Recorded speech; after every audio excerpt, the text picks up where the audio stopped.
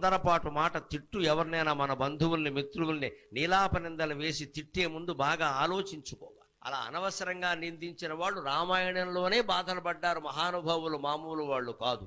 అగ్ని ప్రవేశం అప్పుడు సీతాదేవిని అనేక రకాల మాటలు అన్నాడు రామాయణంలో రాముడు. ఇప్పటికీ దాన్ని విమర్శిస్తారు చాలామంది హేతువాదులు. వాళ్ళు పూర్తిగా చదవక విషయం తెలియక అన్నాడు, అనేక రకాల మాటలు అన్నాడు.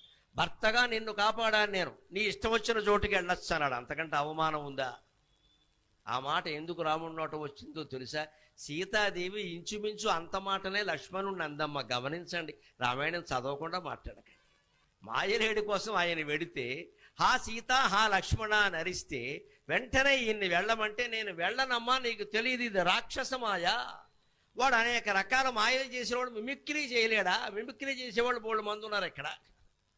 అలాగే వాడు రాక్షసుడు లేడి వేషంలో వచ్చాడు, ఇప్పుడేమో ధ్వనిని అనుకరించాడు.